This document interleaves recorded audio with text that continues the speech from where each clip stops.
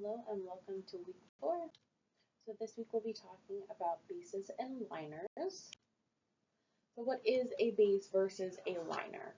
A liner is a thin layer of material no larger than 0.5 millimeters placed on the exposed dentin. It helps with dentinal sealing, pulp protection. It stimulates the formation of tertiary dentin as well. Well, a base is usually placed in a thicker layer, about 1 to 2 millimeters, on the floor of the cavity prep itself. It helps protect the pulp by providing thermal insulation due to temperature changes. It also helps absorb occlusal forces. And then last, it lines undercut areas for indirect restorations. Next, let's talk about indications of use for bases and liners. They can be used as sealers, reinforcers, insulators, obtundants, or pulp stimulators. Let's get a little bit more into each of those categories next. So sealers. The main function is to seal off the cavity preparation. They're used in very thin layers, so they are also known as liners. They help to seal off the openings of the cut dentinal tubules and prevent irritants from reaching the pulp. They also help to reduce the leakage of fluids around the restoration. However, they cannot provide thermal insulation because it is a very thin layer, so it's not providing enough coverage to help insulate from hot or cold. There are a few types of sealers. One is cavity varnishes, which were placed under all amalgams for years, but they're not very commonly used anymore.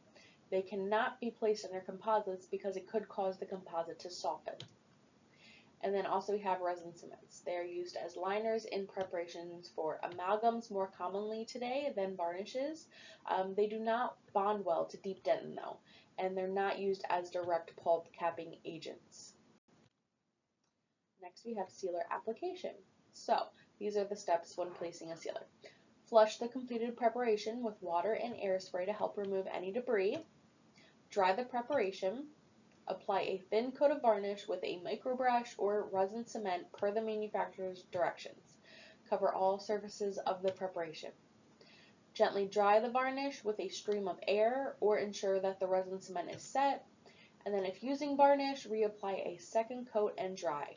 This step is not necessary if you're using a resin cement. Next we have reinforcers. So reinforcers are bases used to protect the pulp from the pressures exerted on it during amalgam placement, which would be us condensing that amalgam into the prep.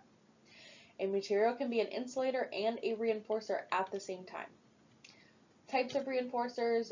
Reinforcers can be any material that is placed in a relatively thin layer between the restorative material and the dentin.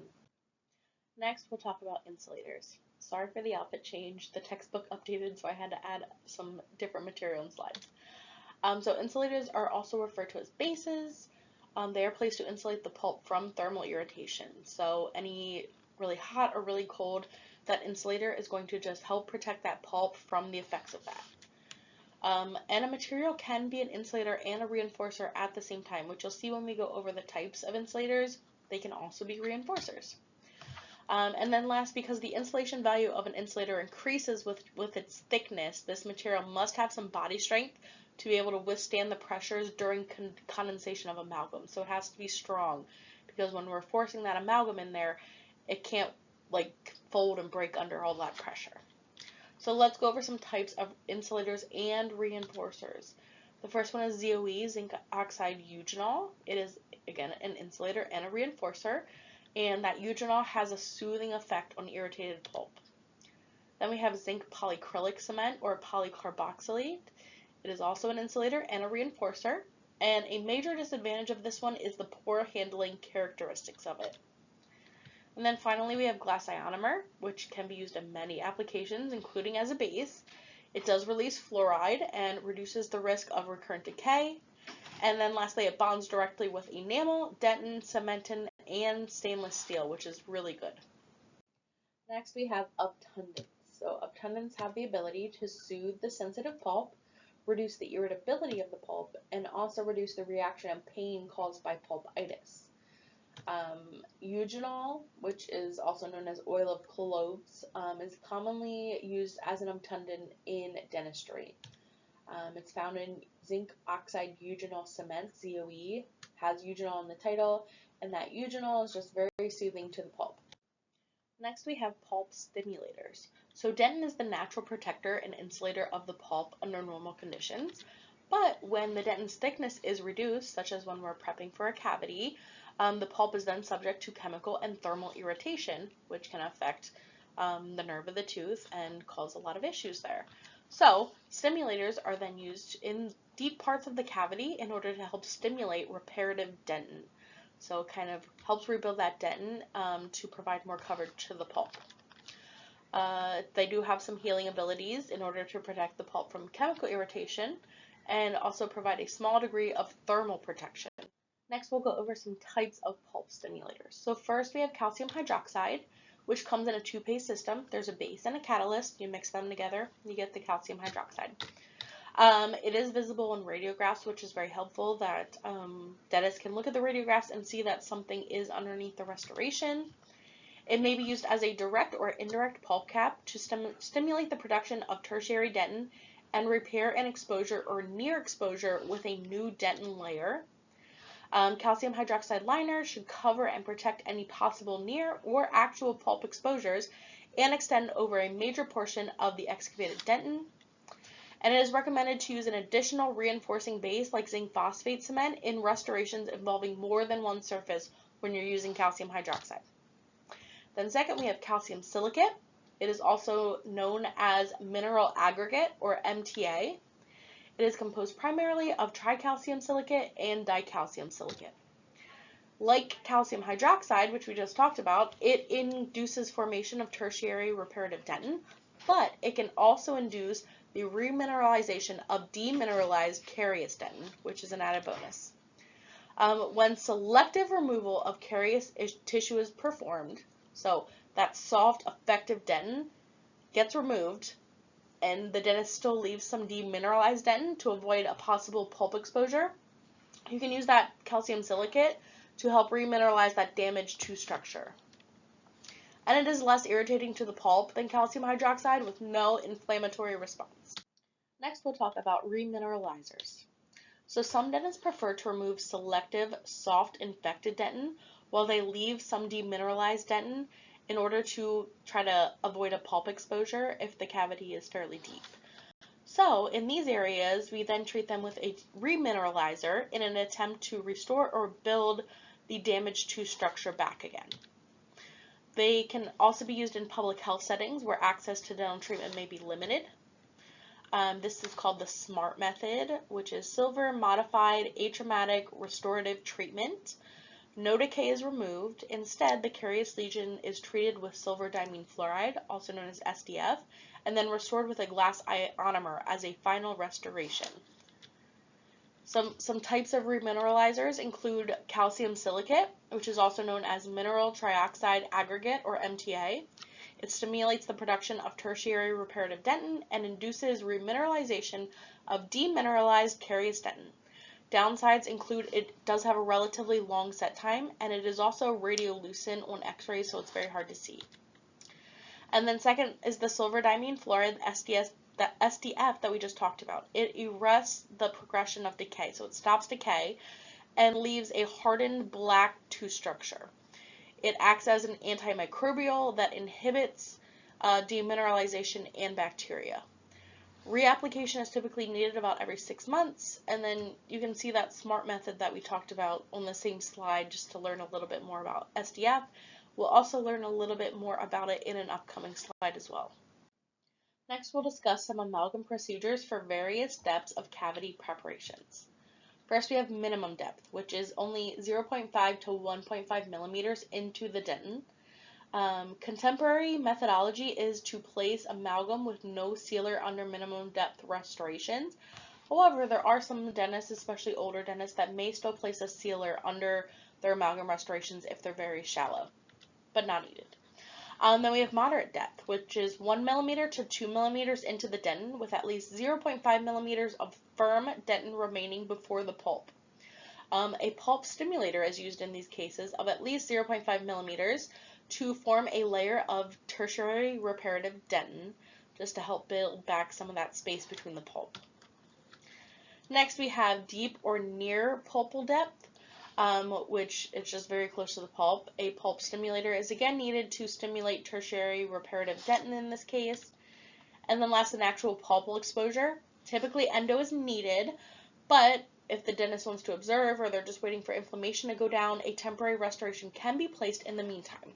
So in this case, calcium hydroxide is placed over the site to stimulate secondary dentin, and then a glass ionomer or a resin-based glass ionomer or zinc oxide eugenol can be used over top of it because the sedative qualities help just kind of calm the nerve down. Liners under composite restorations. So copal varnish and ZOE, zinc oxide eugenol, are not recommended under composite resins. As if you can remember a few slides back, we discussed that ZOE can actually cause composite fillings to soften, which that's not good. We don't want that. So minimal depth composite preparations actually don't require any pulpal protection.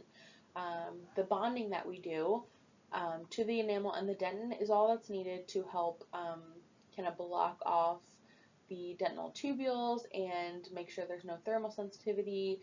It's going to bond that composite to the tooth structure. The only time we may need to place something is if it's a very deep filling where we're going deep into the dentin. We may need to place some calcium hydroxide to help stimulate secondary dentin. And we're only going to place it in that deepest portion of the filling. So what do we need to place spaces and liners? Of course, it can vary by what you're using, and you always want to follow the manufacturer's instructions for the product you're using. You'll need a glass slab or mixing pads, spatula for mixing, a die count instrument, which as you can see in the picture here, is a ball-ended instrument that just helps place some product in those deeper portions of the filling. Micro rushes can be helpful as well to help get that filling get the product way down into that cavity preparation. And you'll probably need a curing light as well for many products. Next, we have glass ionomers as bases and liners. So glass ionomer can be used as a base or a liner under both amalgam or composite fillings. It does bond directly with enamel, dentin, cement, and even stainless steel.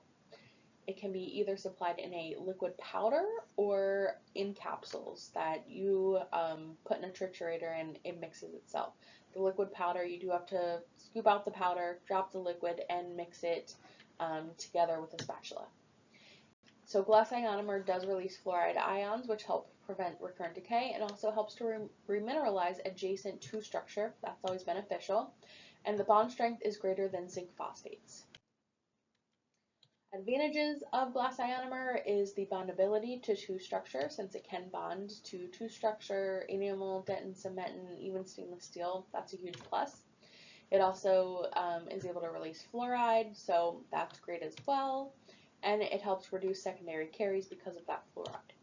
Some disadvantages though, it is a very sensitive technique, so if you're not placing it exactly how you need to, it may not be effective.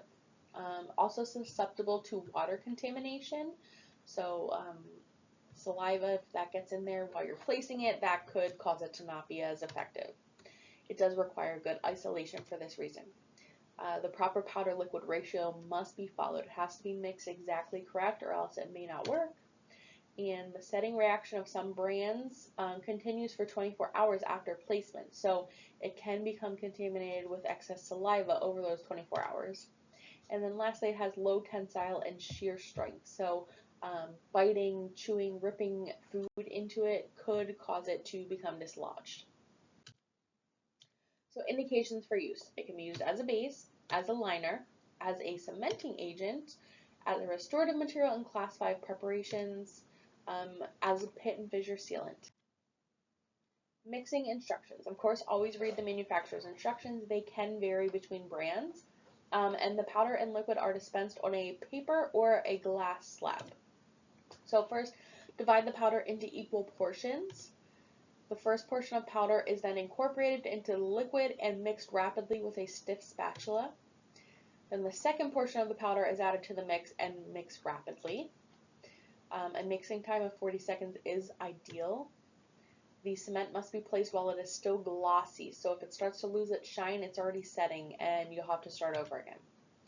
The working time after mixing is about 2 minutes at room temperature. This can vary though depending on how warm or cold your operatory is. And many new brands are supplied in capsules and mixed via a triturator for 10 seconds, which is going to save you time and usually helps to guarantee that it is going to be mixed appropriately and thoroughly. That way you're not having any issues with the mixing process. So there is a video here that is available in the materials and resources section. It's just going to show you how to properly mix glass ionomer. It's a very technique sensitive method, so please be sure to check this out just so you have a visual guide on how to mix. Next we have silver diamine fluoride, which we talked a little bit about previously on that remineralizer slide. It can treat sensitivity, but it's mainly used now to prevent and arrest dental caries by stopping the decay process with no drilling, no numbing, and no pain, which is great, right? So what is it commonly used for? Usually it's used in very young kids, maybe that can't sit still for a filling, or even the elderly who have a hard time getting into a dental chair or making it into the dental office. Can be used for those who lack financial resources because applying this medication is a lot less costly than having one or several fillings done. Someone with extreme anxiety, maybe they're scared of the handpiece or just scared of coming to the dentist in general, or someone with special needs who just can't sit through a filling. And then also in public health settings, like somewhere where maybe a handpiece isn't accessible, they can use silver diamine fluoride instead to help stop that caries process. The really only downside of it is it does need reapplied about every 6 months, and it also stains the area black, so we have to be very diligent with letting parents know that they're aware that their teeth will look black, especially in front anterior regions.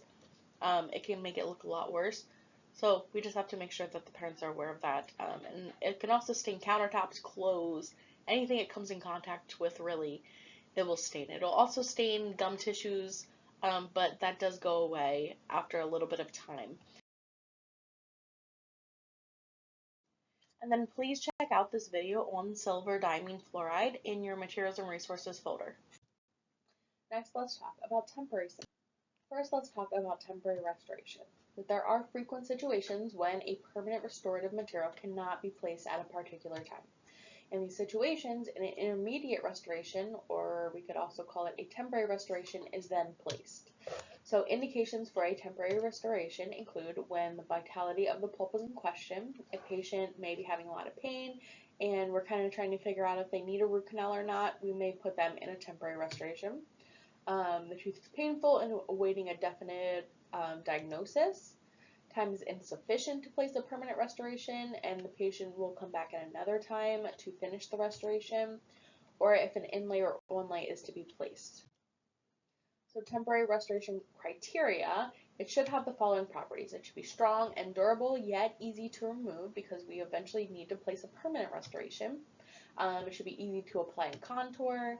It should be therapeutic to the pulp and non-irritating to soft tissue, able to seal the margins as well, and economical, of course. So we want it to not cost a lot of money, not be a very expensive product.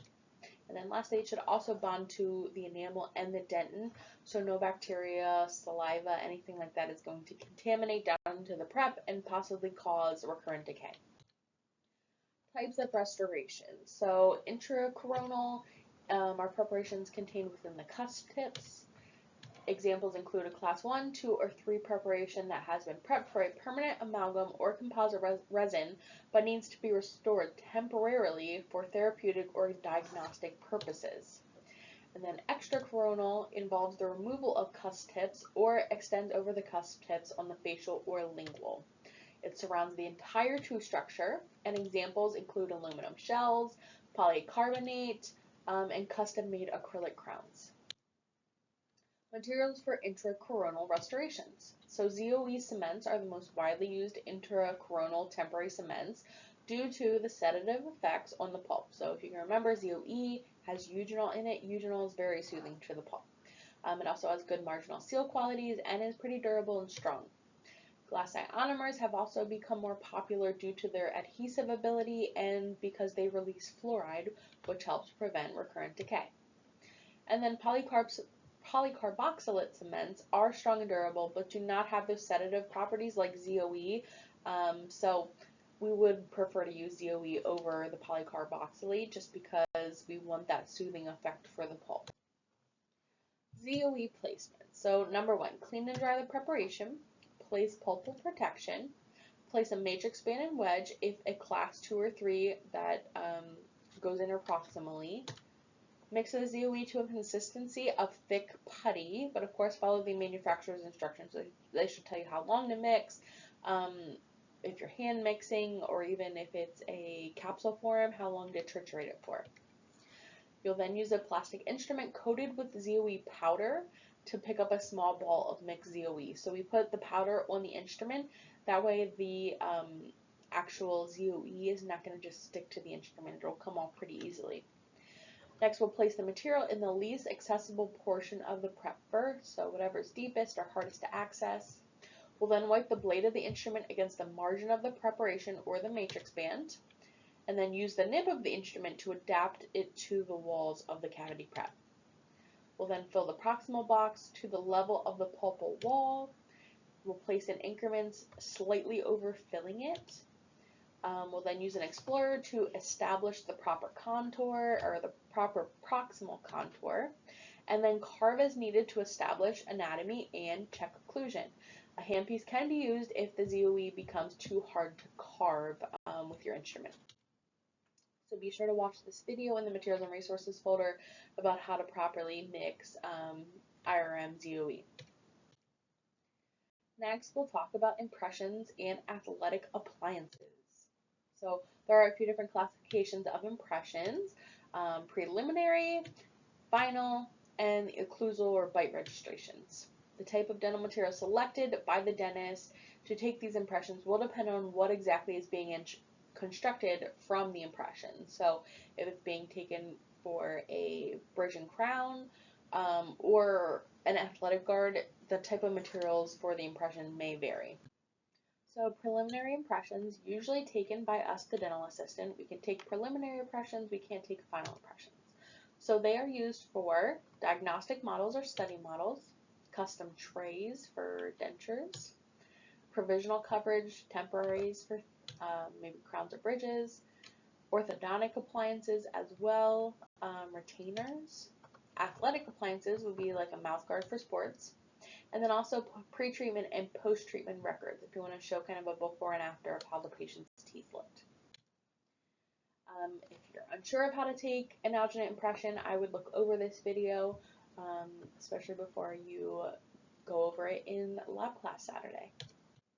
So when we're taking impressions on a patient, we should explain the procedure to them. They need to know that the material may feel a little bit cold, it may have a strange taste, and it should set relatively quickly. We should let them know that breathing deeply through the nose will help them relax and feel a little more comfortable. I did read a statistic before that if you are actively breathing, you can't gag. So I will, the whole time, I will say, keep breathing through your nose, take deep breaths, don't stop breathing, keep breathing, just so they're focused on my words, they're focused on breathing, and that will make them less likely to gag. And then also you can let the patient know that they can use some sort of hand signal to let you know if they're having any discomfort or need to sit up more or something like that. So tips on reducing gag reflex. Keep talking to the patient. It helps distract them. I will talk almost the entire time. They can't answer, so I won't ask them questions, but I will just say keep breathing through your nose, don't stop breathing, pretend you're at the beach, pretend you're in your happy place, like think of anywhere but here. Things like that, just to make them focus on my words instead of focusing on the goop that's in their mouth. Sit the patient all the way up in the chair and have them lean forward if needed. Instruct them to keep taking deep breaths through their nose. You can't gag while you're actively breathing. And then you can also place salt or even topical anesthetic on the patient's tongue. That sometimes helps reduce their gag reflex. I've had people place salt on the back of tongues, and it can either help or it can also make things worse because they don't like the taste of it. So there is a video in the Materials and Resources folder, some tips to help prevent gagging while taking impressions. Please watch that. So of course, after we take an impression, we then need to evaluate it and make sure that it's accurate. So the impression tray should be centered. We don't want to take it off-centered, so the thumb holder that's sticking out of it is like coming out the side of the patient's mouth. We want to try to line the middle of that handle up with the midline between 8 and 9. There should be a complete peripheral roll, including all of the vestibular areas visible in the impression. The tray should not be overseated. As you can see in the picture here, even the deepest portion of those teeth, the cusp, it's all still pink. If you're overseating the tray, some metal may shine through the bottom, and that's not what we want. The impression should be free from tears or voids. Sharp and anatomic detail of all the teeth and soft tissue is visible there. And if these criteria are not met, you must retake that impression, especially if it's you're producing something from that impression, like a guard, a retainer, temporaries, anything like that. You need an accurate impression. Next, we have diagnostic casts. They are also known as study models, study casts, dental models, lots of different names there for them. But they are 3D reproductions of the teeth and surrounding soft tissue of a patient's maxillary and mandibular arches. It helps the doctor see the patient's teeth when they're not even there. So when we're pouring study models, there's a few methods. We have the double pour method, where anatomic portion of the model is poured first. So we put usually a little bit of a thinner mixture into the areas that are the teeth. And then a second mix of plaster or stone, a little bit thicker, is then used to fill up the rest of the base. There's also the box and pour method, where the impression is surrounded with a box made of wax and poured as one unit. And then we have the inverted pour method, where one large batch of plaster or stone is mixed and put in both portions of the model. It's kind of a single step thing. So you can watch this video here in the materials and resources section on how to pour a study model. Then once it's poured, we need to trim and finish it. So when models are to be used for a case presentation or as part of the patient's permanent record, we want them to look a little professional. We don't want them to have sharp edges or rough areas, broken edges, things like that. So this is usually accomplished by trimming the models to a geometric type standard. As you can see in the pictures here, there are some straight edges there that kind of go all the way around the model. And then a wax bite registration will be used to articulate the cast during the trimming process to make sure that the top and bottom teeth line up appropriately. There's a video here pretty quick on kind of a demonstration how to finish and trim your study models. Please watch that in the materials and resources folder. And last, we'll discuss athletic appliances. So properly fitted mouth guards offer the best available protection to reduce the incidence and severity of sports-related dental injuries. An ideal mouth guard should be custom fit to the wearer's mouth, be made of resilient materials, stay in place comfortably and securely, be relatively easy to clean, and have high impact energy absorption to reduce or limit transmitted forces upon impact. So it's got to be durable. We have sports players that are grinding into it when they're concentrating, or if they're being hit, such as in football, we got to make sure it's going to withstand all of those forces. So lastly, there is a video here on how to make a custom sports mouth guard in the materials and resources folder. Please watch it. Thanks.